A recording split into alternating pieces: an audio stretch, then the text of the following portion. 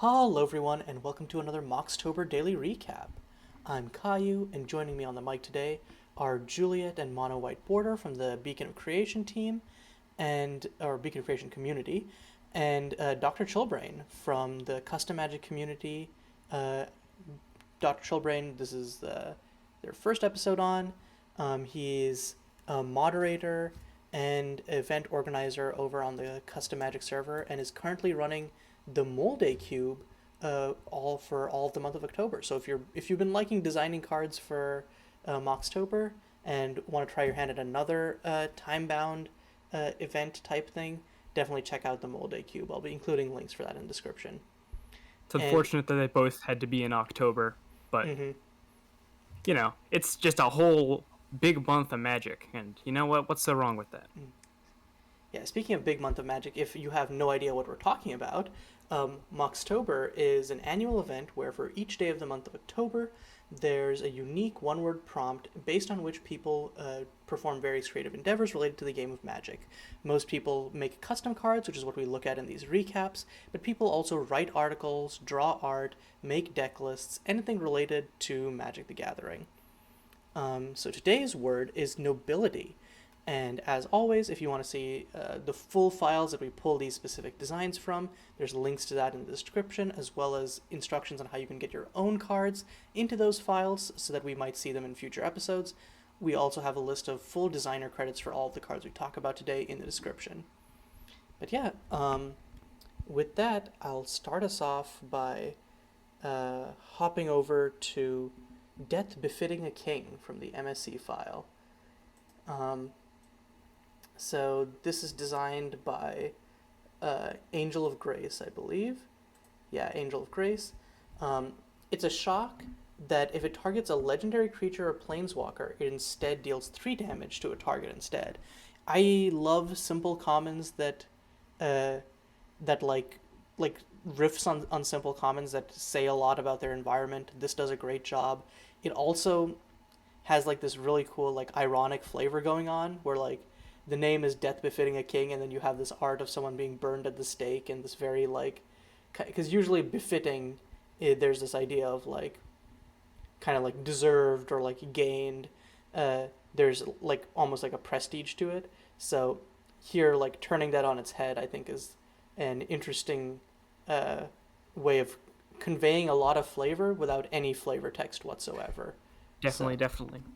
I think like my philosophy when I'm designing commons is that I don't like to waste a slot. I try to make every slot matter, every slot say something, and this is definitely a great common for doing that. Even though it's just a pretty simple draft card that like I think there'd be a lot of chances to, if this was an actual set, make this slot pretty phoned in. This is a you can I think this shows that you can use, even with a simple card, you can use it to say a lot about the world and make something really memorable out of it.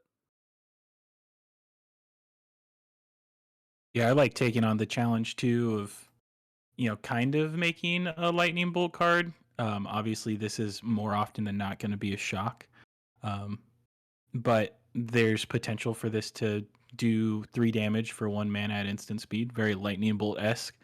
Um, you know, it's kind of interesting. How does this warp a limited format if like you pull your 2 mana legendary creature and you're like, oh, I kind of want to play this, but maybe sideboard game 2, you're like, oh, okay, I'm playing against a red deck. They could have this card.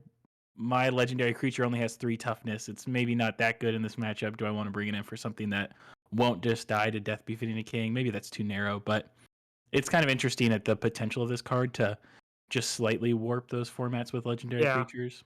interesting kind of meta element. I guess in some ways, it's kind of the opposite of Cast Down, where that card said play a lot of legendary creatures because that's the set theme. This card might say your legendary creatures are really good, but the downside is they'll die to the removal more often. So it's kind of a trade off. I could definitely see like because I know Dravos from the MSC and Custom Magic communities has been working on a set where there's common legendaries, and how that works is they're MDFCs where the front side is a legendary and the back side is just a normal card, so that they're good in multiples. And I could see that being an interesting thing where it's like you you like your legendaries end up being better, but they're also more vulnerable. So there's a lot of choice points where it's like do I want to make a aggressive play, or do I want to do something more heads up and like kind of bet on like format knowledge and be like, oh, it's better to play out my non-legendary half for now. Stuff Yeah, like that. MDFCs make this, I think, a more interesting thing because there's the risk and reward decision in play as opposed to just kind of the deck building or even like format design step. My first question was like, okay, this is a two that steps into a three, not a two that steps into a four, which we do historically, see sometimes. Um, Overall, I don't think that's bad. I think this increment makes sense for this card, but it does take a second because a lot of times it's two becomes three, one becomes two, or three becomes five. Yeah, for sure. And yeah, again, like I guess the main thing is just like it's so like format contextual slash dependent, and I think that Mm-hmm. this makes several statements about a potential environment it's in, and but also has several knobs that could be tweaked as that environment develops. For sure. So yeah, like this card. Shout out to Angel of Grace for designing it. And Chillbrain, as our guest, you can have, well, I guess second dibs now, since as the host I've greedily stolen the first spot, but you can have second dibs on the card that we're going to be displaying today. Yeah, so I want to my next card is going to be Master of Ceremonies, which is in the MSC file here. It is a 4 mana 2/2 for 2 white blue, a human noble. Whenever Master of Ceremonies or another nobility enters the battlefield, tap target permanent. If that permanent isn't nobility, it doesn't untap during its controller's next untap step. It has reminder text for what nobility is. Nobles, creatures with base power 1, and enchanted creatures are nobility. And there's actually another really similar card that I want to talk about alongside this. Not necessarily similar, like in the actual card, but uses its main flashy thing is the new mechanic it introduces, and it's pretty similar. It is Noble Right, which is also in the MSC file. It is white blue for a sorcery. This is target creature becomes a noble in addition to its other types until end of turn. Nobility can't be blocked this turn except by other members of nobility. And this card's version of that mechanic is that legendary creatures, nobles, advisors, and knights are members of the nobility. So, kind of two different approaches to the same idea of creating a tribal effect for creatures associated with nobility, obviously. And I think I like some parts of both of these, like both of these flavor wise and mechanically. Yeah, I I think think one thing. Oh, sorry, go ahead. no, go ahead. One thing that was really funny when this was posted in Discord, and that also kind of illustrates my problem with it, is I forget who it was, but someone was like, "My 1/1 Globulin tokens will be so excited to find out that they're of a noble line," and I think Yeah, that like base power 1, while it does indicate like fragility, we had that like or like just like general like inconspicuousness. There was that princess from Eldraine, and I suspect that's part yeah, of what inspired this. It also like ends up lumping lots. I would if it was like non-token creatures with base power 1, it would be more flavorfully resonant, but yeah, it also I don't know how much goes in there. And I agree that I like because pure creature type batching, it leans like very tribal-esque, which has both its benefits and downsides. But like the enchanted creature and creatures with base power 1 allows you to like yeah. It's more play. broad. It's more broad, and usually I don't know that there's a good way to like. I usually like batch words if they're like if they also include something non-creature esque, so you can make something matter. So maybe like no, Legendary artifacts or something or like like a nobles, crown yeah, or a scepter yeah, like or no, like non-creature artifacts. yeah. So you'd be like noble creatures or like so that or just like legendary permanents. Honestly, there've been a bunch of stuff which batch with legendary, and I think that that's Yeah, just fine. So yeah, but overall, I do like both of these cards. yeah. So Master of Ceremonies is designed by Cajun, Cajun. and Noble Right is by C2H6. So thanks for both of those designs. One last thing I want to mention about the Master of Ceremonies is that it's not. It doesn't only count your nobility entering the battlefield. I'm not sure if that was intentional or not, but kind of an interesting thing of, I suppose, like being kind of a hate card in some ways, or maybe it's supposed to represent like nobility all like having ties to each other, even when they're like on opposite sides, like kind of pulling the strings or Mm, something. And the other yeah, thing I want to mention is that this does specifically care about nobility entering the battlefield, which I'm kind of not a fan of because it means that the enchanted creatures, nothing is going to enter the battlefield enchanted outside of some sort of set keyword that we don't have any evidence of on this card. So I would maybe, if we were using this mechanic in a set, I'd maybe shy away from specifically counting them entering the battlefield so that all three can matter sometimes. But overall, I think that batch words for nobility make a lot of sense and are really cool. Yeah, I think entering the battlefield, that's a great point about that. Uh, there's kind of the weird, I don't know. I'm glad that the noble type exists in Magic. I'm always a little hesitant around certain batches around it or tribal effects with it because a great deal of cards that are type noble don't say noble on them because it was kind of a backdated in sort of creature type. And obviously, you can't control for that forever, and that's true of uh, quite a few creature types at the end of the day. But it's a thing I watch out for when keying off of nobles in particular. Yeah, definitely. And something I enjoyed about today was seeing people try and explore the use of noble as a creature type and seeing what different things people would want to batch noble with is kind of interesting as well. Legendary creatures making sense, and I like advisors and knights too, as that's very fitting for both of those.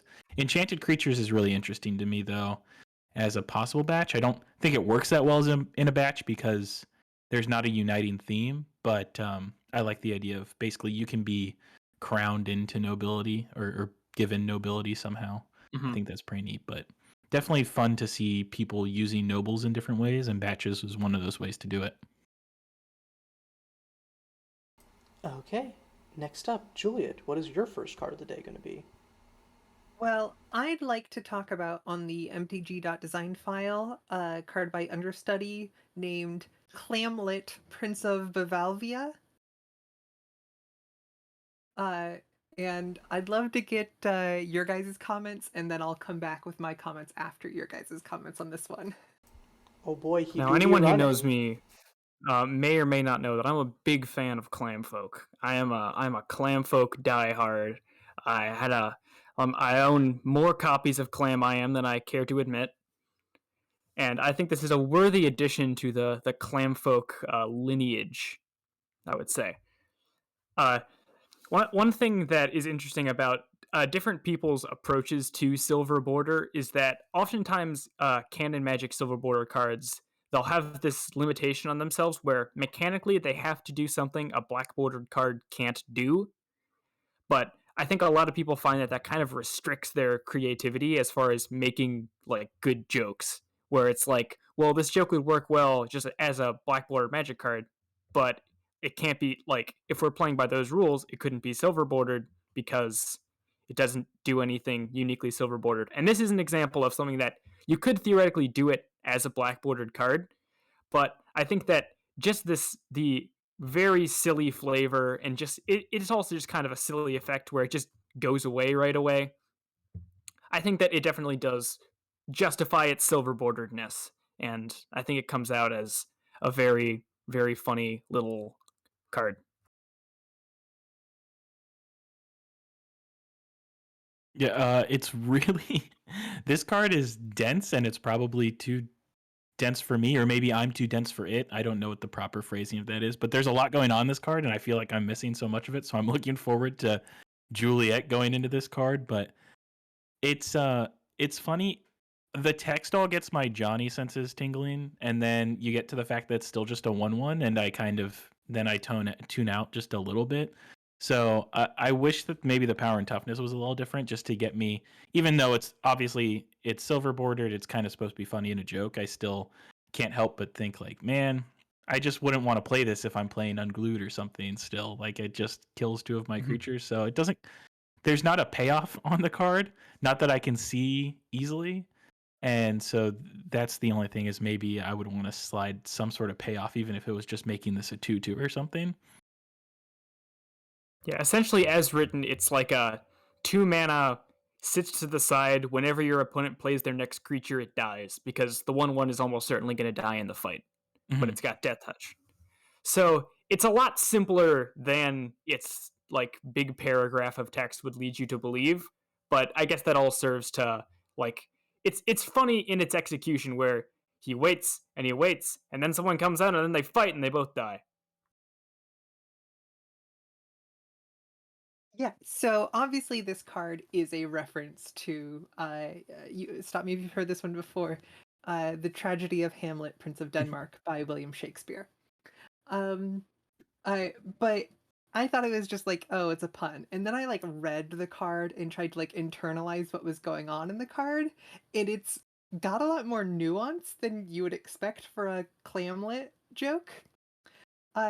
Because what's happening here is a death touch, because anybody around Hamlet or who Hamlet like comes into contact with dies, including himself, of course. That is spoiler alert for the play Hamlet. As they say in Rosencrantz and Guildenstern are dead. You know it's the ending when just about everybody who can die is dead. So what happens in Hamlet is he is eventually sent away on exile to England, where they assume he's going to die, but then pirates show up, and there's a whole bunch of stuff that happens off screen with Hamlet trading around the letters, and that's how Rosencrantz and Guildenstern die. And then Hamlet comes back, Act 5, and is like, okay, all of this talking, all of this going around, all of this putting on plays to figure out who's guilty, all of this ghosts accusing stuff. Nah, we're not doing this anymore. We're gonna actually, go through with things. And there's the big fight, and everybody dies. If this card could somehow turn into like a chain reaction wrath, would be the only one extra thing. But as a like prepaid terminate, as a black red destroy whatever creature comes in next from your opponents, and since it is just your opponent's control, you could keep playing out creatures. Despite the fact that this card will never actually attack for any damage, I think it's a fun it's a weird little guy, and it gets the Hamlet story from a really unique point of view. I am very satisfied with the explanation. That's Yeah. what I'll add. Pretty much, yeah. Good top down. Boy, do be running. That's all. That's my only thought on seeing this card. Look at him go. But yeah, with that MonoWhiteBorder, what is your first card of the day going to be? Okay, I'm going to stay on mtg.design with Hive Queen, which is 2 white for an insect noble. At the beginning of your upkeep, you get a 1/1 white insect creature token with flying, and you have to tap 3 untapped insects you control to create a food token.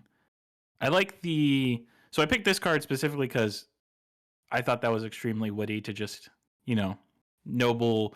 When we think of nobility, we think of kings and queens, and this person thought of kings and queens too, but thought of the queen bee, and so designed a card around that. I like the condition of getting an insect, and so it's the queen bee is continue populating the hive, and then I also enjoy the tap 3 untapped insects, create a food. So as you get more bees, they start to go out, pollinate, and produce food elsewhere. So I think it was just a really good top-down design that also approached the prompt from a really creative angle. And it's just a card that I would most definitely slam into a deck. I mean, maybe make it a 3/3. Also, I think subtly the Hive Queen not having flying, because the queen bee doesn't like go out and fly around, to my understanding. I could be wrong about that. I'm not an insect expert, but the queen bee usually stays in the hive and just continues to produce more bees is also a really nice extra touch of flavor there too. I'm also not an entomologist, but that sounds right. This card has me convinced on insects in white. They're like, oh, why did we ever put them in green? I mean, besides like the bee decks with the death touch fighting is fun, but like this totally works in white for me. I like, oh right, a little insect token that flies. Sure, that's a white token. Oh, creating food. Yeah, that's a white effect. Little tokens that fly and gaining life. Sure, insects in white. And just from a flavor perspective, like insects are all about like order and everyone having a job, and I mean that's very white. So I think it definitely makes a lot of sense here. This Yeah. is our official pitch, Wizards. Put insects in white. Yeah. Alternatively, this is my official pitch to custom designers as well. If you're looking for a unique archetype to do like white black insects, make it Oh happen. yeah. Just everybody. Insects in white. More insects, please. Yeah, I don't know that I have much to add. It's just a really solid design, and I do agree that this could be pushed a little bit further, either as a 3/3, or I think that this coming down earlier is like at 1 white. I could definitely see that being totally okay. It dies to a shock, so it's a pretty slow value engine. So I could definitely see this being pushed a lot more. Maybe even just like changing instead of beginning of upkeep, beginning of each end step, just so you instantly get value from it. Could Yeah. Oh be wait, an I easy just fix. realized it says each upkeep and not each of your upkeeps. Okay, maybe. Oh, yeah, Okay, good yeah. catch. Good catch. Yeah, okay. So maybe it's still a little powerful, especially in multiplayer. But in general, I still think that like the power level, you could probably put it at 3/3, but not reduce the cost. Then, yeah. Yeah, that sounds about right.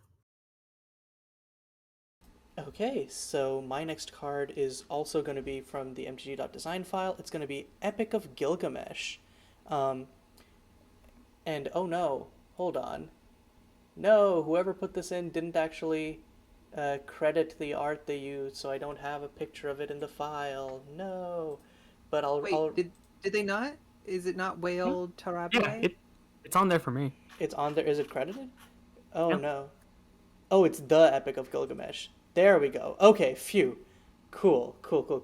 I was looking in the E section and I'm like, no, don't tell me it isn't here. Okay. So this is, I think, a perfect example of like balancing like copying over an existing story with like making it simple and like play well in Magic terms. And it might be my favorite card submitted today. It's just in terms of like, ooh, this just hits me on all cylinders. So I think I'm the same way. I think this is my favorite. So it's Abzan for a saga. You make on the first mode, you make a 2/2 noble with first strike and a 2/2 green barbarian creature token with haste. On the second chapter, essentially you get, I forget what the name of this spell is, but essentially you get like a double bite, and then 3 you sacrifice a creature. Now, like I think power level wise, this is probably either fine or could be pushed a little bit more, but I think that it's really like mechanically just plays and tells a story really well. You get good value, you get a removal. There's like a third mode that's mostly just flavor text, but like good flavor text. And yeah, like I don't know like much of the details of the Epic of Gilgamesh, but even for me who knows like a cursory amount of it from history, this just like conveys it really cleanly. I don't know that I have much to say about this other than like, thank you, Yeah. Xisuthrus. Good design, very cool.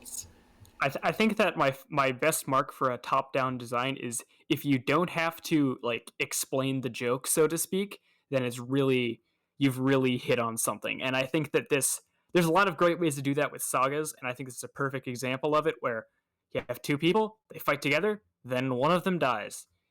And it's just a fairly simple effect like in gameplay terms, and there's also like you can think of ways to use this where you like flicker it a bunch to get more tokens, or you sack them for the third chapter so you get value out of them. It's just there's a lot of ways you can play with it while also telling its story in a very clean and evocative way, and I'm a very big fan of this card. Yeah, I've been saying this all Moxtober, but mechanics is flavor. That's my shit. And this does a great job of that. I like the Enkidu here. I agree with everything everyone has said. I also really like thinking about sagas as something other than here's the slow build up and then finally the payoff. Being able to look at sagas as a story, and some stories have okay, and then there's a denouement rather than this huge climax where finally the thing that's the name of the card happens. I really think that's a forward thinking design of sagas, and I'd love to see more of that. Also, just a super small thing, but in canon, all of the saga's artworks are diegetic artworks, which means that they're art that exists in the world. You think of like the the Blood Sky Massacre. It's a tattoo on someone's arm, and there's tapestries and sculptures and stuff. And most of the time, custom sagas don't really get to do that because there's not really much great art, especially that fits in a vertical frame.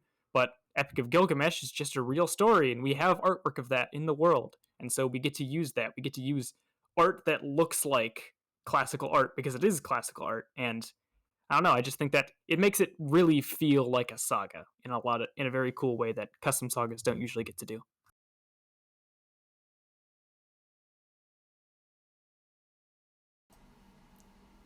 Okay. And then I think with that, we can move on to your next card, Chillbrain.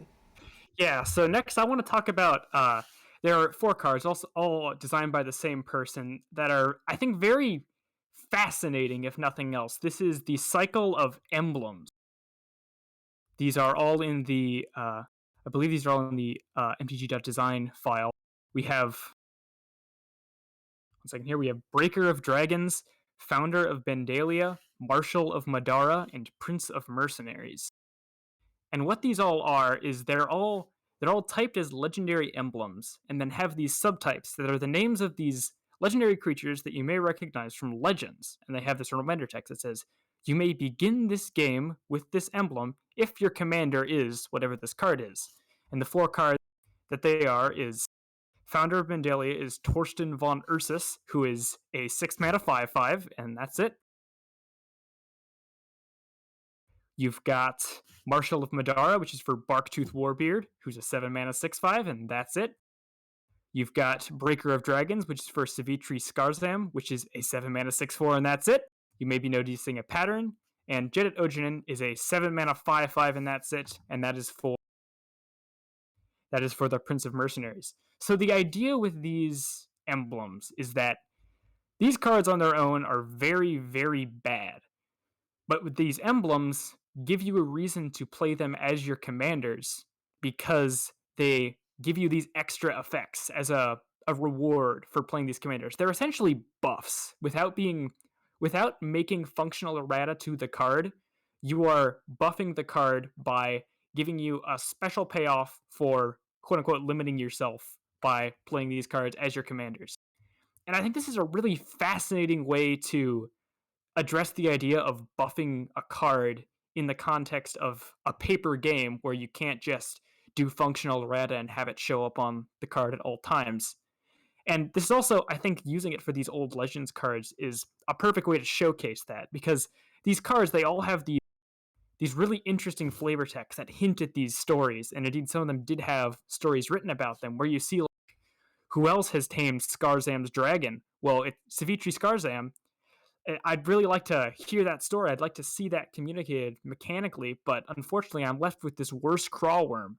But this card, we actually get to see taming these dragons. We actually get to see it gives you a benefit for having Savitri Skarzam out, for it makes taming these dragons easier, making these tokens or gaining control of them, literally taming them.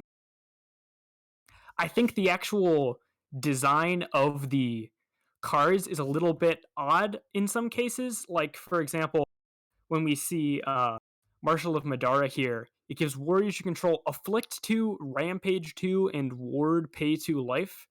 I guess I see the synergy between Afflict and Rampage, but it feels a little odd more than anything. It doesn't evoke this very cleanly, I would say, especially with the lack of reminder text on these odd mechanics. But I think conceptually, these designs are a really interesting experiment in sort of what custom Magic cards can do. I think that there's something to be said about whether or not it's better to just make a new card for each of these characters rather than making the old card better by making these emblems. But whether or not that is a better idea, I think that this is very creative. There was a really interesting vision at play here, and I would love to see this idea developed more. Yeah, Totally agree. I'm not in love with any of the individual designs, but I am like stars in the eyes towards the general design of the cycle. I think this is totally something that they can and should print in whatever next, future commanders or legends products they put out there. I'm very sad that Lady of the Mountain isn't in this cycle. Tear in my eye. But I think this idea of doing the emblem as this like pre-errata way of buffing these cards is just such a great idea. Definitely. I think my one question is, so if my commander is Jadit, then would I be able to use the emblem right away, or do I have to have my commander on the battlefield in order to use the emblem? Because personally, I like the idea of having to control my commander to use the emblem, so then it's kind of like my commander has this ability.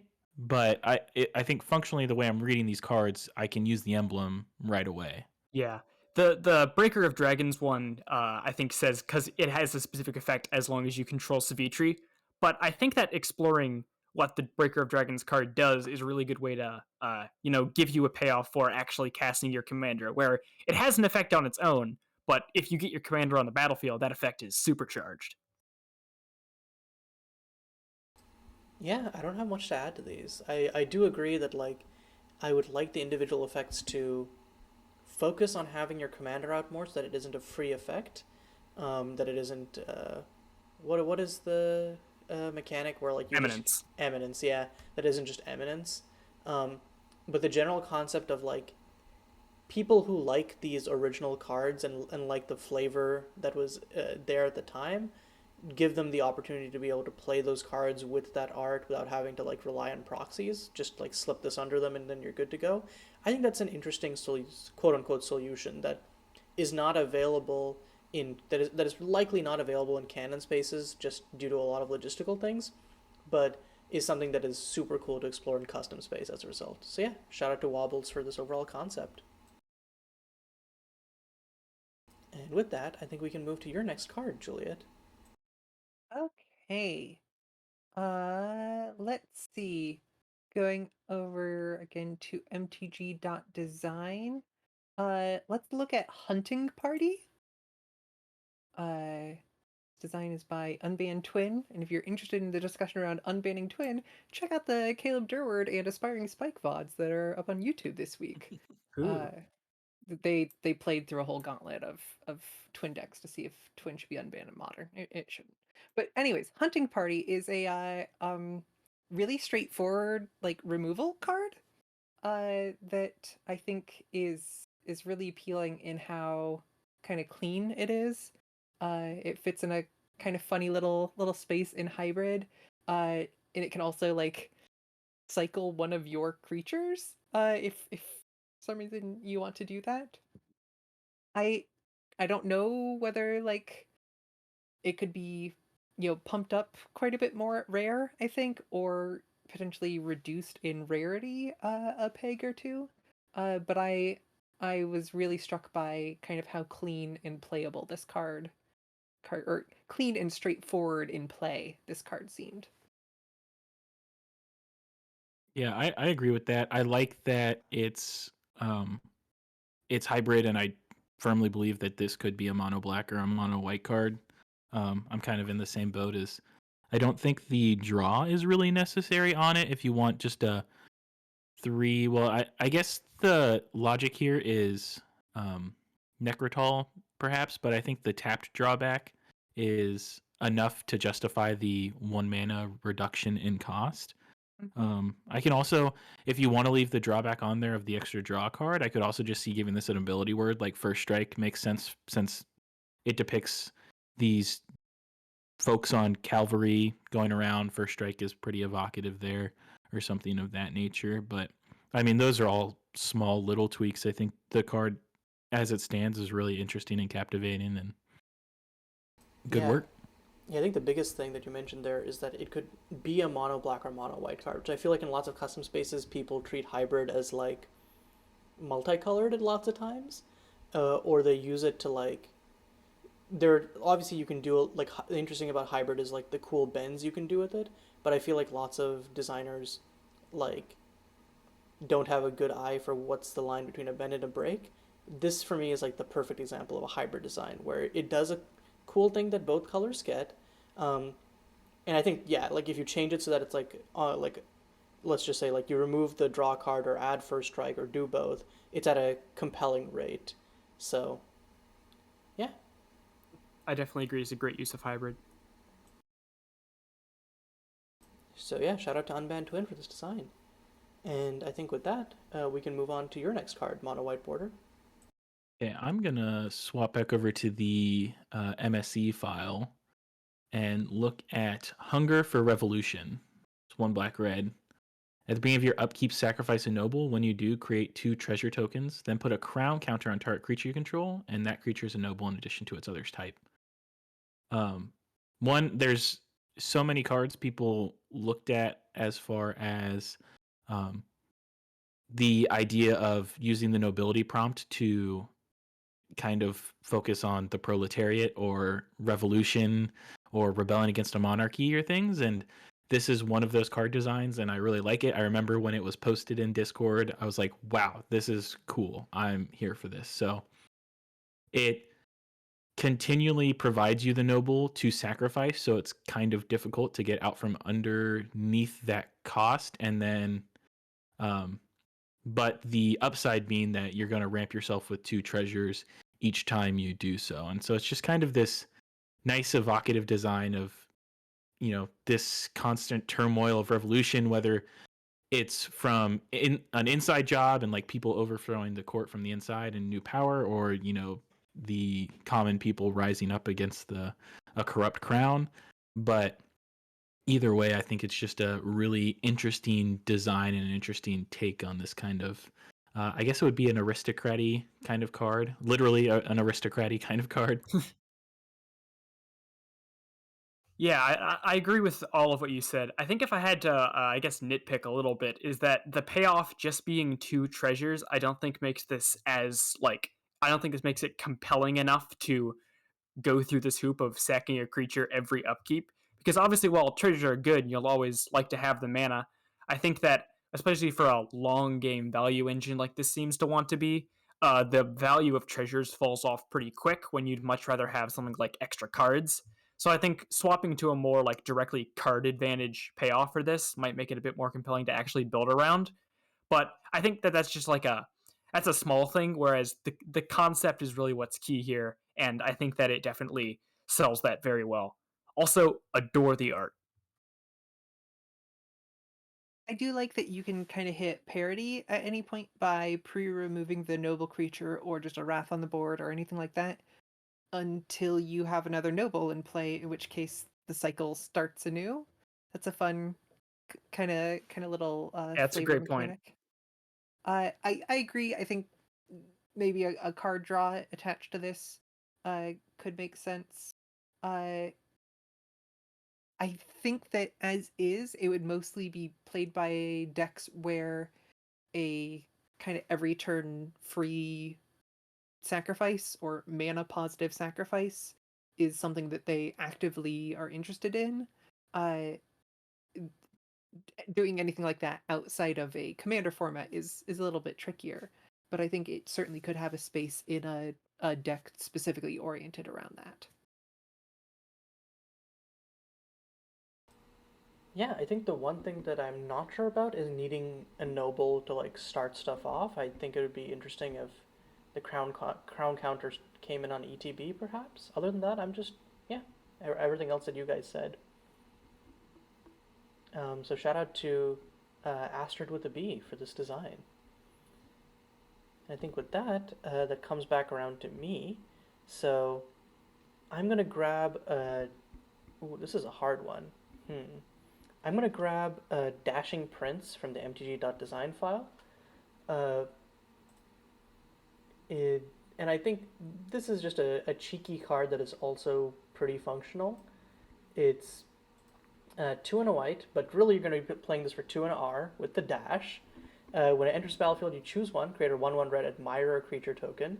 Other creatures you control get +1/+1, or destroy target artifact. And I like that all of these are effects that you can get both in white and in red, so it makes like there's obviously thought put into this like color pie wise. I love the pun of Dashing Prince and having dash. incredibly silly and groan-worthy, but it's also a lot of fun. It reminds me of what is that card that everyone was like Charming Prince? no, I think it was Enthralling Victor is the one I'm Oh, thinking. sure, yeah. Oh Yeah, yeah. yeah. Mm-hmm. Um, and yeah, I love how you can keep dashing this out to get more and more 1/1s, and then use the +1/+1, and then the destroy our target artifact is just there as like gravy, as something that both colors share, and just gives it more modality. Um, I almost feel like I wish the dash cost wasn't the same as the casting cost, because I feel like there's like not much reason not to just dash this out. Maybe I'm wrong, but I feel like just dashing this is always going to be the play, just for repeated value. But other than that, like this is just a design that appeals to me on like a flavor and mechanical level. So big shout outs to GoMate for that. Yeah, I think what stuck out to me is that this is both a great like gag, and I think it also seems like a great cube card specifically because it's very versatile. It can fit in red decks or white decks. It does a lot of different things. It's also artifact removal that you don't have to dedicate picks towards making like sideboard cards, which makes it great for cube because it means that you can have ways to answer those in your deck without having to waste a pick on a sideboard card or some sort of specific removal spell. Like I would be happy to see her play this in any cube, and I just think just a really great little. I mean, obviously callback to Charming Prince, but also just like funny, neat design in its own right. I just really big fan of this one. Yeah, and speaking of cube, this is 100% going in Moxtober cube. Like Oh yeah. don't even trip. Yeah. I was I gonna think say I would gladly top my curve in my Ergonos cube decks with this card. Uh, you know, does this really have a spot in like super powered cube? Maybe, but like I think it's a good curve topper in that sort of deck. If this is your only 3-drop, you're pretty happy to keep playing this for as many turns as there are left in the game. yeah, and in defense of the dash mechanic, the costing of the dash here, because I thought the same thing as you, Caillou. I was like, 3 mana dash and 3 mana to play it. Do I ever not dash this card? And I think when you play it on curve, I don't think you actually want to dash it because then you're basically giving yourself an epic spill almost, where you just are like, I want to dash this every turn for the rest of the game. And sometimes it's better to just have it land on turn 3. But I think if the dash cost was 4, this would be really rough to ever try and play because this effect for 4 mana is a little iffy on a 2/2 body. So I think the dash cost might be correct here, even though it looks awkward. But I think it's one of those cards that you kind of have to play, and then you see it and you play it, and you kind of adjust your judgment on the card as such because it's a pretty subtle design. I think they nailed it. Okay, concept. Move this to 1 white, so that also Mhm. adds to the Charming Prince like comparison, and then the And it's a dad, 1/1. huh? I And mean, and 1/1 or still 2/2 at one and white. I honestly don't know. I think at rare you could keep it at 2/2. Yeah, I think at rare you can justify it. Yeah, and then that way the dash is still aggressively costed, but then there's like yeah, you have that thing of like there still being a tension there. Because I do agree like 4 probably feels like a little bit much for this aggressively oriented card. But yeah, I could see just moving the normal cost down to 1 white and being like, go ham.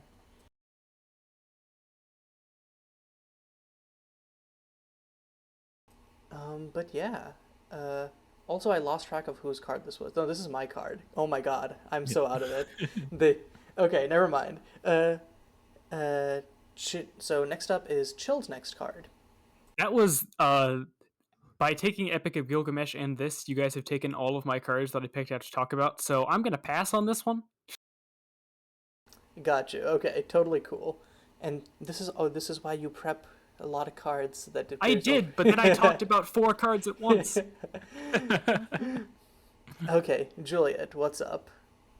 Let's take a look at a little blue card in our MSC file. Stop me if you've heard this one before. It's Wren, King of Birds.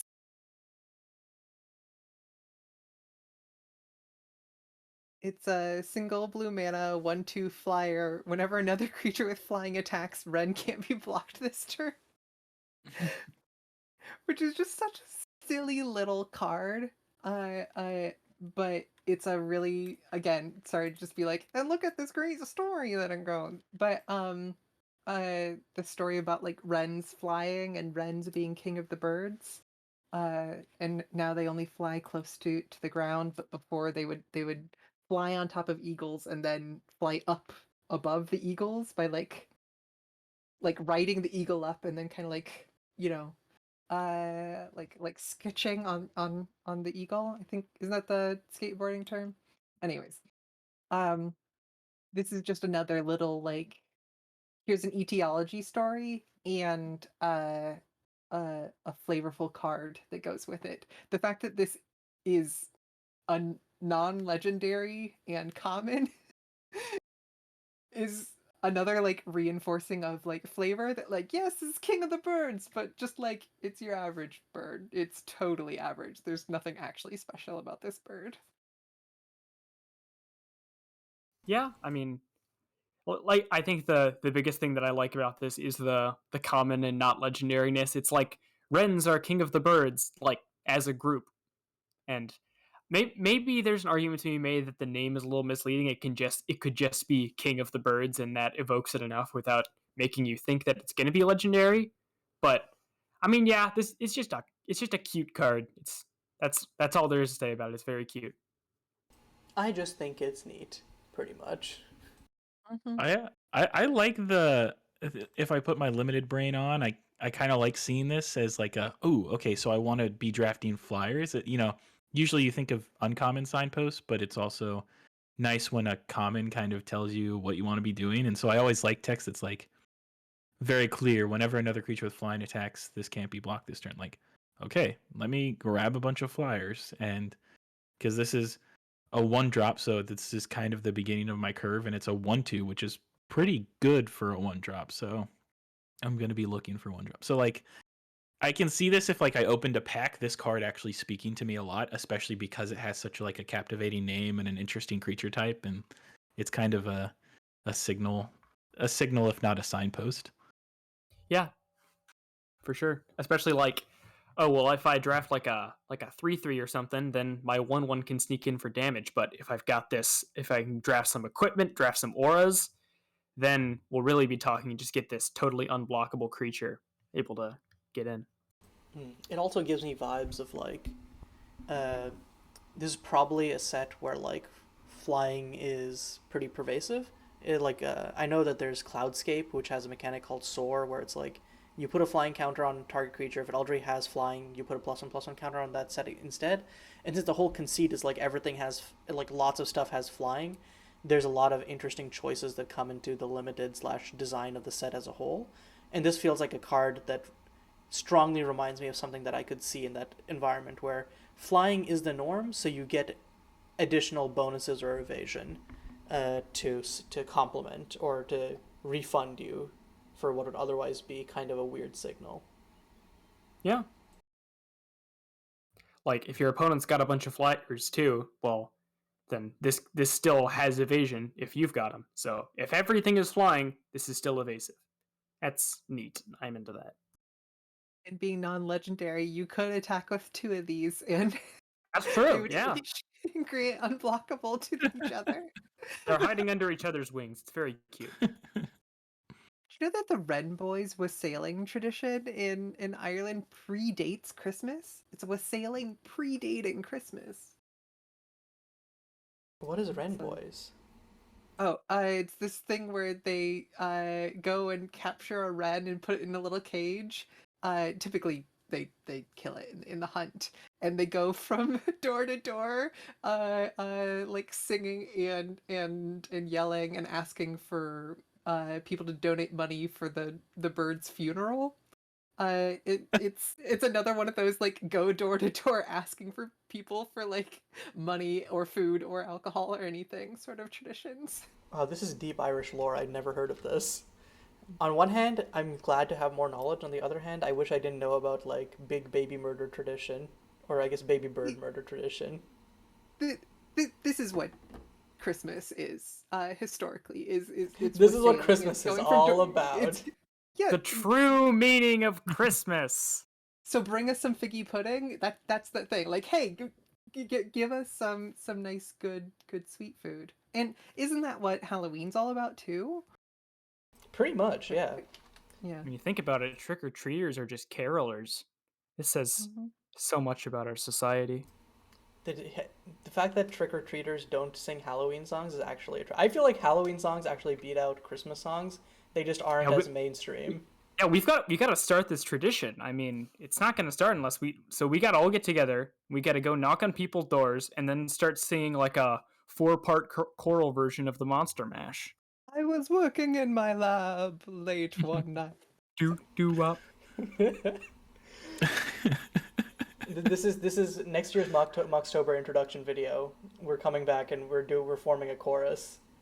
Yeah. We're making this happen. Barbershop Quartet. What's the next card? Oh yeah, good point. MonoWhiteBorder. What is our next card? I will try and get us back on the rails with a card from MTG.design called Coronation, which is a 2 white enchantment. And this says knights you control with a +1/+1 counter on them are nobles in addition to their other types. Whenever a noble you control deals combat damage to a player, you become the monarch. And then 2 white, put a +1/+1 counter on target creature. So this is a design that circumvents the normal rules of the monarchy. So one, this card on its own can help you introduce the monarchy in kind of a 2-step process. Get a knight, make them noble, and then attack somebody, deal damage, and become the monarch. But if someone else is the monarch and they have a really strong board presence and there's no way to get an attacker through, this kind of lets you become the monarch in a sneakier way by attacking somebody else who's maybe a little bit weaker and I guess gaining control of their land, or however thematically you want to interpret that, and becoming the monarch, which is pretty neat. I don't know if circumventing the traditional rules of monarch is something you want to be doing frequently, but I think on a single card like this, it's really interesting and compelling, and I like that the +1/+1 counter has utility outside of this very neat interaction between knights becoming nobles and nobles dealing damage. Yeah, it's not just like a crown counter like the other card. I do like the idea of being able to play politics with this in multiplayer, where like, oh well, if you let me hit you with this creature, then we can stop this other player from being the monarch because I'm going to take it back from them without having to attack that player. That's pretty cool. I like the idea of this progression from you have a knight and then you like ordain them to become a noble, and then if they're successful on their quest, then you become the king. I think that's like a really neat sort of 3-step kind of saga-esque storytelling sort of thing. I think the costing is maybe the one thing that I'm not sure about on this card. I think some of these numbers could maybe be bumped down a little bit, but I think that that's kind of just more semantics than anything, and that conceptually this is pretty cool. I'm into this. Yeah, and I think one thing is the +1/+1 counters here definitely feels like a nod to a renown, as does like the dealing combat damage. So it's like you can kind of like get pseudo renowned without actually hitting someone, and then if you do hit someone, well, the monarch is the most renowned around. Ooh, renowned around. Say that 5 times fast. But yeah, the only thing is I kind of don't like that it specifies knights. It feels a little too insular to me. I would like my frog to be able to become a king too. Thank you very much. But Well, other than that, this is a pretty solid design. it's gotta not run. that the knights are becoming kings. It's that you are ennobling them, and then their military force then that you've ennobled are leading you to become the monarch. Okay, well, if I can't have Baron von Todyhaus, then like, what is even the point? You got to run I- dub, and you can Yes, turn your frog exactly. into a knight, and then your knight into a noble, and then the noble makes you the monarch. It's a very simple process. Thank you, Chillbrain. Exactly. I never thought about the etymology of coronation before, but like if you like look at it and think about it, it's like, all right, coronation. Just a very cool, like corona, like Like a halo of crown. light. Yeah. Yeah. Huh. I Neat. this is a sort of effect where obviously, you can tweak a lot of the different costs. I would make the second ability a replacement effect. I love a like, hey, your creature can go off on a little quest. It can be interacted with just along normal combat damage things. But like, hey, how much do you value being the monarch? Is it worth that 2 or 3 damage? Sure, great. Here I'm giving up a cost to get this bonus. Makes sense, especially since it's already strong enough because you can just beat up on poor, helpless, like not actually previously the Monarch player to get it back. Having more of a trade off there makes a lot of sense. Okay, and with that, we're going to be getting into the last round of the night. So, everyone, load up the final card you want to talk about. Mine is going to be King Florence of Caulder from the MSC file. Now, I have kind of a story to tell about this one, and the reason I love this card because like I think the design is fine. Vigilance, Ward 3. Whenever you draw a card, you get a plot counter. If you have 15 or more plot counters, remove them all, and target opponent loses the game. It's like a fine design. I'm not like super in love with it, but I think it does a thing. It's like it encourages you to build around drawing cards. I think there's definitely a lot of ways you could tweak it to be better. What I love about this is that it captures some cool custom flavor that we never get to see. There's a set called Tourney at Whiterun, and kind of the plot or conceit of this entire set is that there's a oh man, I'm blanking on the names, but there's essentially these two kingdoms of Caulder and Dalen, and essentially there's like this big marriage that's going to happen at which there's this like Knights tourney, which is the titular thing. But it turns out that as part of the marriage, essentially, the king of Daland essentially betrays his kingdom, and as part of the marriage, opens up the doors and Trojan horses his own kingdom, and like lets in Caulder, and essentially gives Caulder as like gives Daland as a wedding gift to his wife, who's from Caulder, and but King Florence is another like major player from Caulder, who we don't get to see. There's no card of him in set, and so the fact that gynoidpoet created this for Hersey Quersey set is something that's really fun. I love when like there's kind of like this custom verse that happens and people like make like new products or new cards based on them. So I'm a big fan of that. Also, I think another really fun thing is that the reason people who are watching this won't know this, but we're actually recording 2 hours earlier today. And the reason for that is because at our usual recording time, there's going to be a draft and play event of Tourney at Whiterun that I want to get myself to. So it was kind of fortuitous that both today is Nobility Day and someone submitted a card related to Tourney at Whiterun. So lots of convergence going on here. If this sounds interesting to you and you have a time machine, visit Yeah. us last night in the draft and play event. Yeah. I mean, worst case, you can bully Scribble into hosting another tourney at Whiterun draft. Yeah, I'll put a link in the description on the MSCM server, which is Magic Set Editor Modern, which is the largest custom card constructed format made up of 40 plus set and 60 plus players. Come through. We have draft events every Saturday at 8 p.m. EST. The more You just got that memorized, huh? As far as this actual card, the more traditional old-fashioned Magic and like multiplayer Magic interface with one another, the more interested I am in this idea of target opponent loses the game rather than you win the game, as a way to like have these really powerful like effects that you can really build up to, and it feels like it has this payoff and effectively has the same result in single player, but in multiplayer it doesn't say okay and then no one else gets to have any more fun. And there's a lot more like politics and decision making that can go on as to whether or not to let this effect go off. Whereas if it just says you win the game, then everybody's like, well, we're all united. That's not something we want to happen. Yeah. I think the thing that I like the most about this card is that I think it would be really easy that as a designer to sort of tunnel vision on this game winning effect. But when you really like look about it and think about what the play pattern is going to be, I think there's going to be a lot of games where you'll spend time drawing cards and building up and getting like 9 or 10 plot counters and then just not being able to reach over the finish line, in which case your creature would be useless. But the great thing about King Florence is he's a 4-mana 4/5 Vigilance Ward 3. This guy is ready to brawl. He is affecting the board in a big way while he's here. He's not just an idle player who maybe wins you the game sometimes, which also encourages opponents to have a little more urgency interacting with him, maybe, because, I mean, they don't want this big vigilant attacker and blocker on the board. They want to get their own stuff in. So it incentivizes more of this push and pull and gives him more board relevance in more situations, which I'm a big fan of. I just appreciate that the thought was there to give this guy a pushed body, because I think it plays a lot better.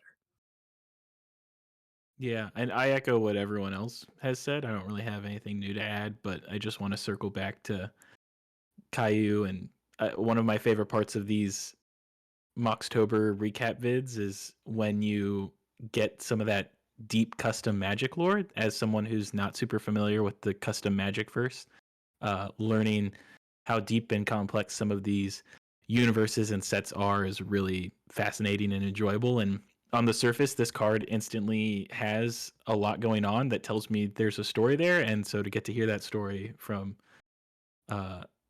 someone who is as knowledgeable as you, Caillou, is something I really appreciate.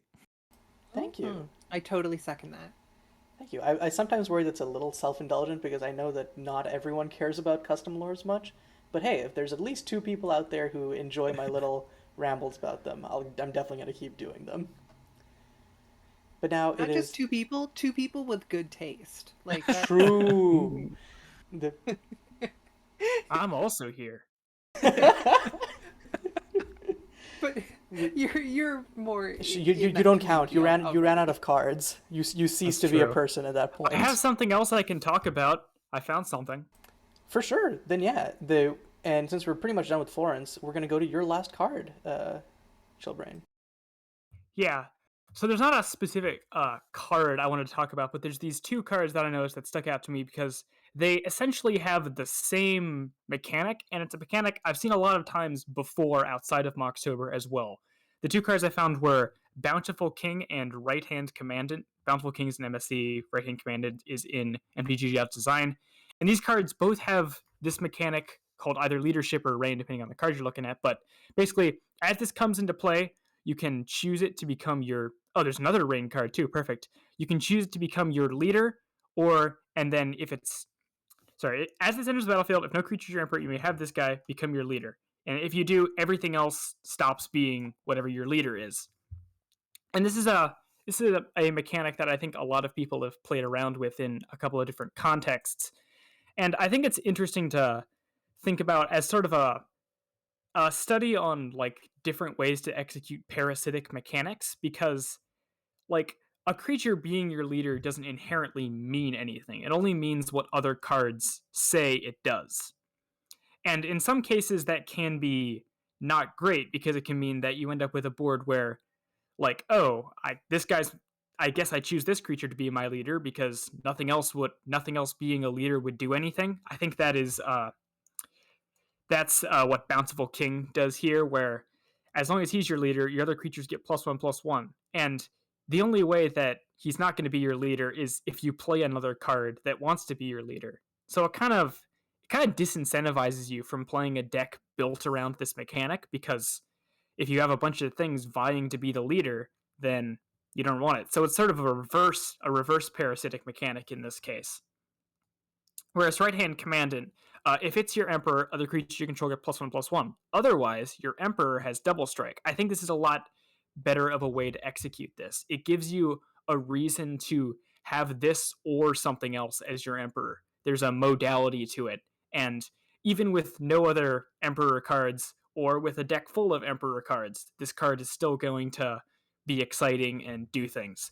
I'm going to actually check out the Rat King. This is a 3rd Reign card here. There's one other here that's even more straightforward. A nice simple common, Sinister Courtier. It's 2 and a black with Reign, and your Emperor has Death Touch, which is just a really nice kind of clean way of doing that effect. And that's another effect that is sort of like the Right Hand Commandant, but a better way to do it at common, where no matter how many Emperor cards you have, this card's going to do something. which is good. And it doesn't disincentivize you from playing other Emperor cards because, well, then you might just be piling up more effects on it, for example. Yeah, The Rat King is another Rain card. It's a 3-mana, 3/3 Death Touch with Rain. At your upkeep, if it's your Emperor, you lose 3 life and make a 1/1.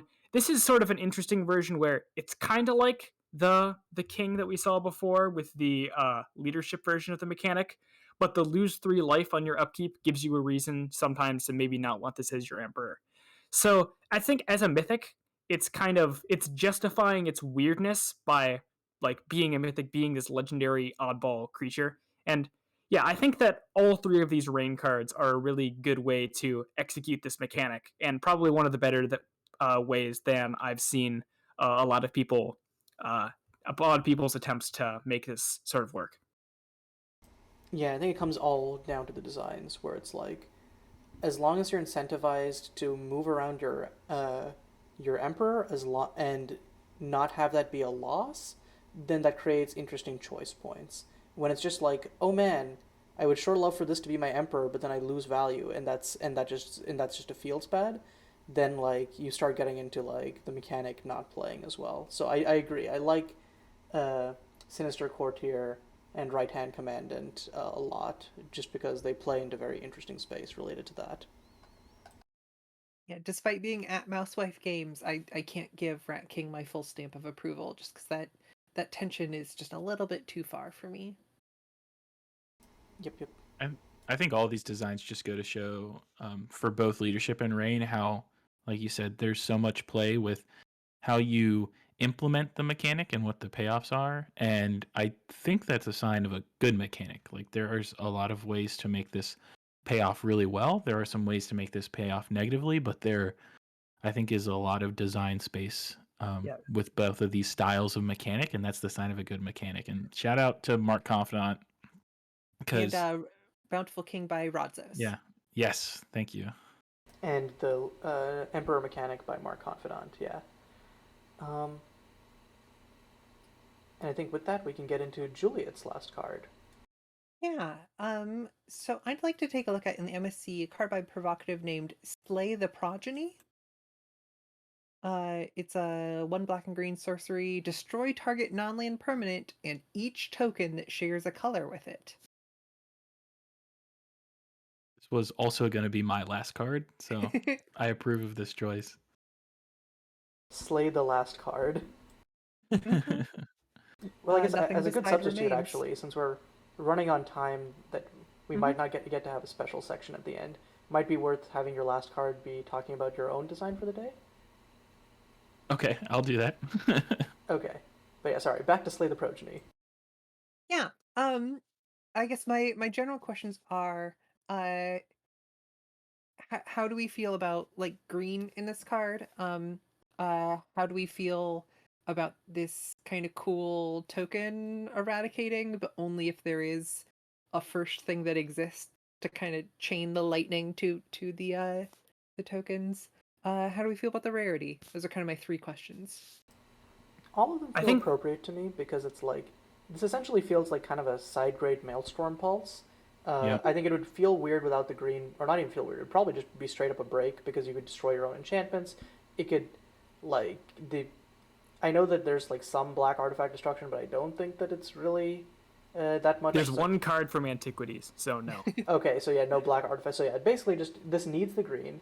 The destroying the tokens again. Maelstrom Pulse makes me feel good about that. Same thing with the rarity, but yeah.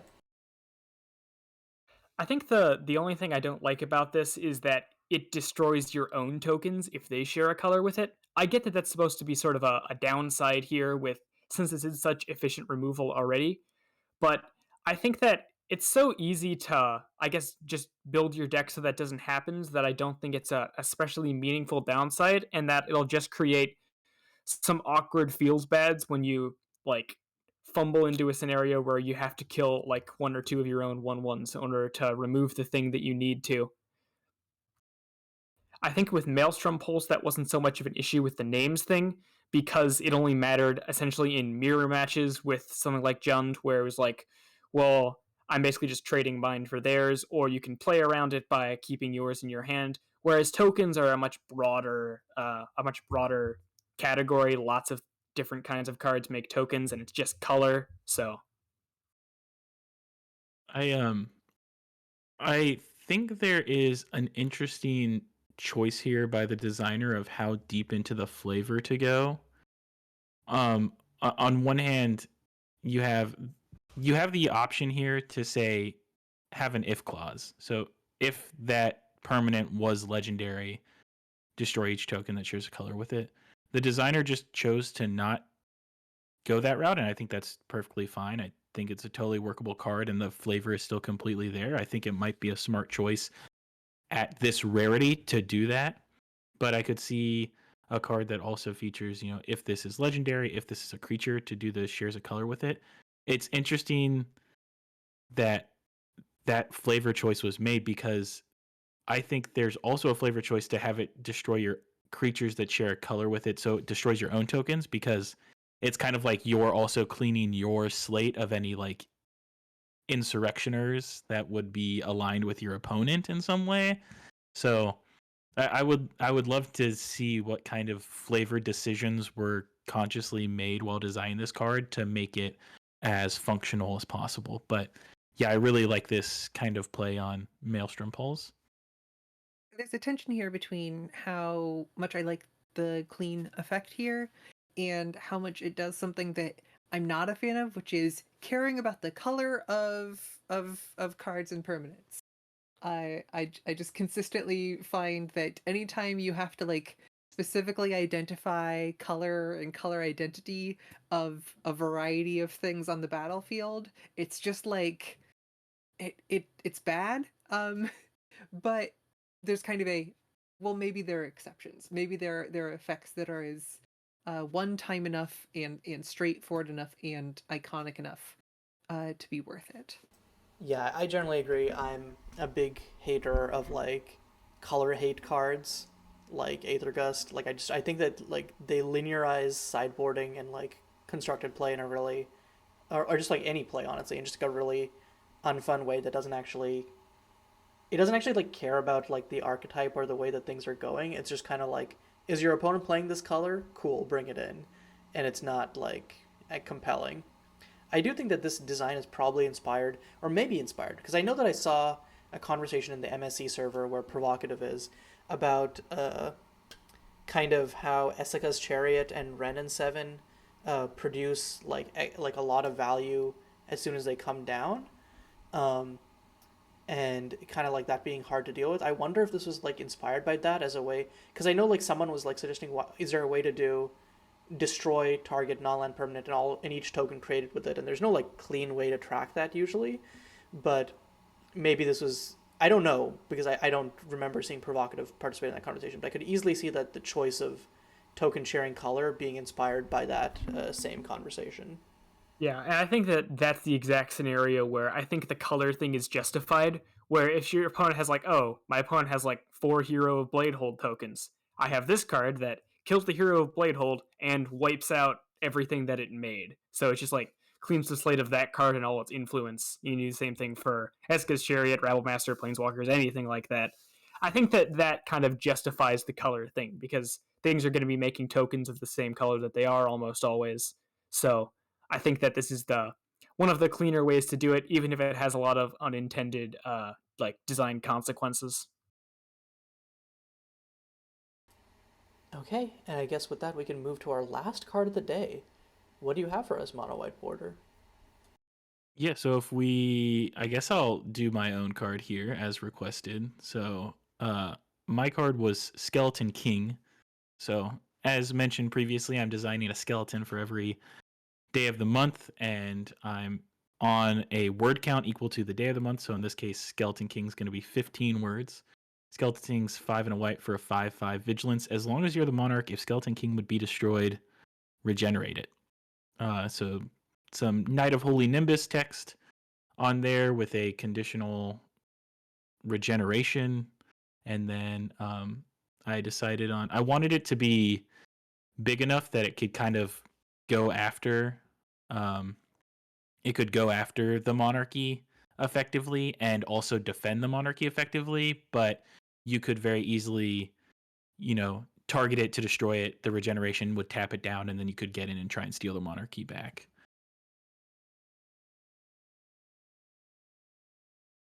Yeah, that's kind of my initial thoughts on my own design. Yeah, as far as like monarch sort of payoffs go, it reminds me of the cards from Conspiracy 2, like Throne Warden, where like it helps you once you get the monarchy, it helps you keep the monarchy. Where because not only is it a great blocker on its own, but if your opponent tries to kill it, you've still got this creature around. Even if it's tapped, it can attack in next turn and try and get it back.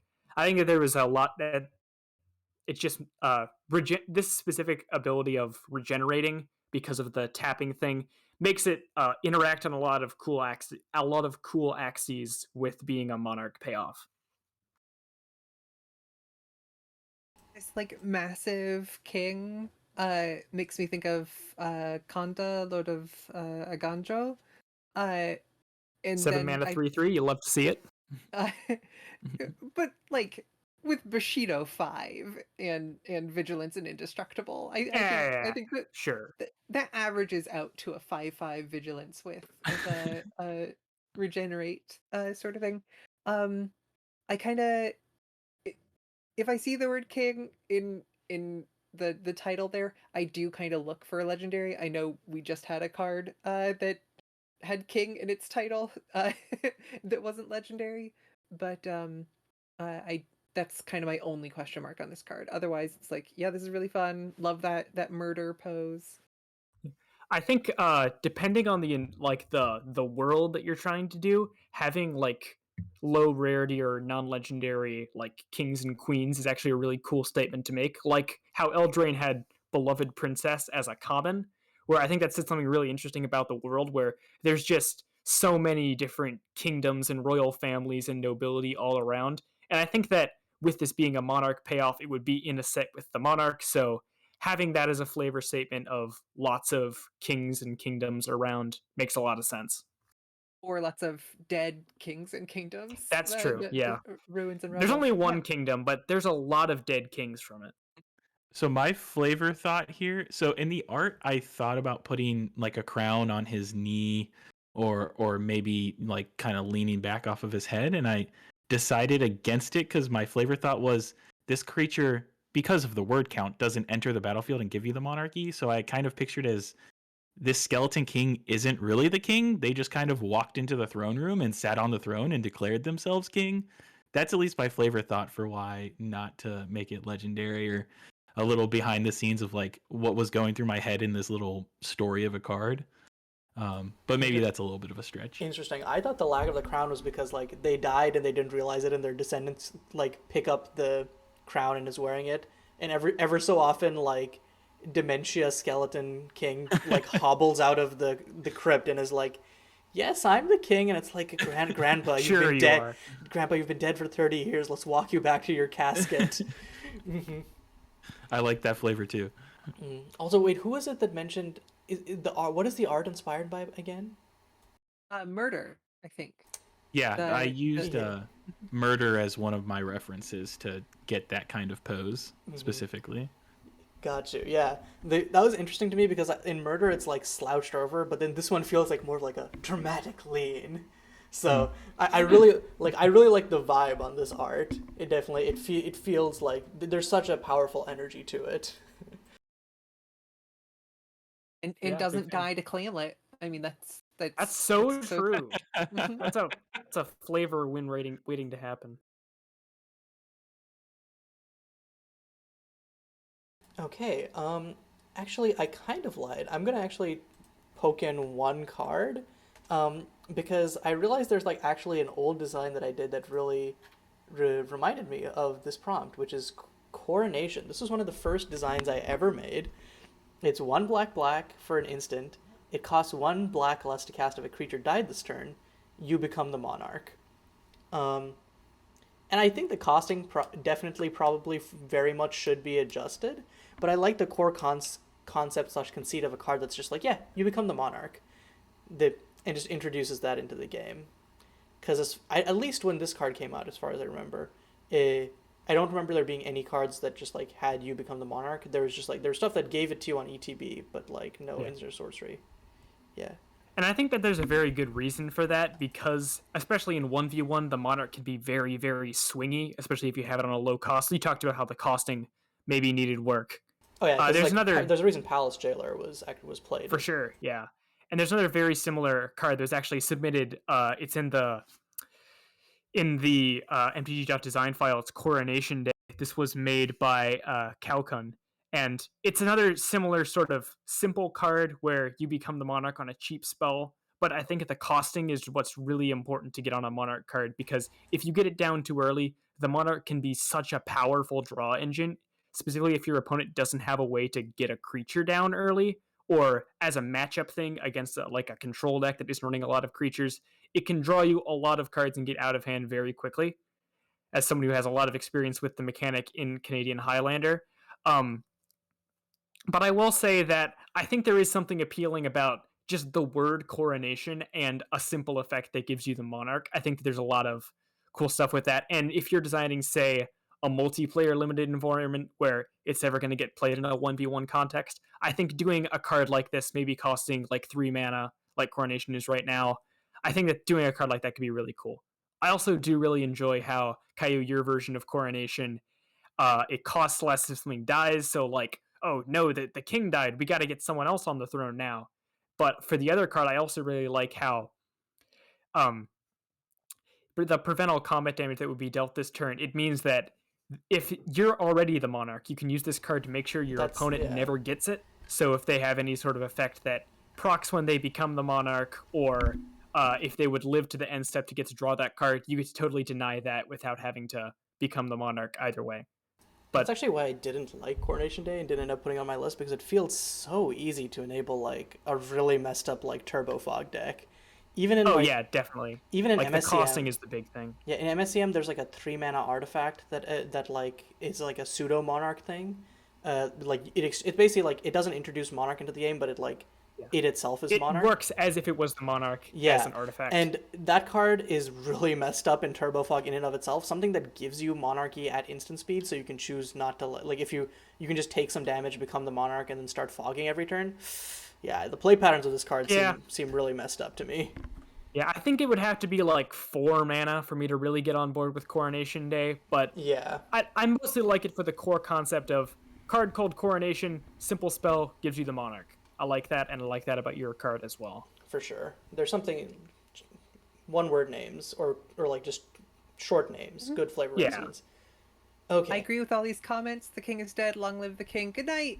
Yeah, and speaking of good night, we do have to wrap up here because I'm a little late, and this is I think our longest episode so far. So once again, designer credit for everything is in the description, as well as the full files we pulled all of these cards from, and instructions on how you can submit your own cards to those files to potentially be considered for future episodes. Thanks again for DrChillbrain, MonoWhiteBorder, and Juliet for joining me on this episode, especially since we're recording at an unusual time compared to our usual recording time, so big ups to you guys for that. Also, shout out to Ancestral and Cajun, who make the collection and compilation of designs through MG.design and LackeyBot, respectively, possible. Without them, these episodes would not be possible. Other than that, I don't think there's much else to see. See you tomorrow. Thanks for watching. And yeah, Woo! bye.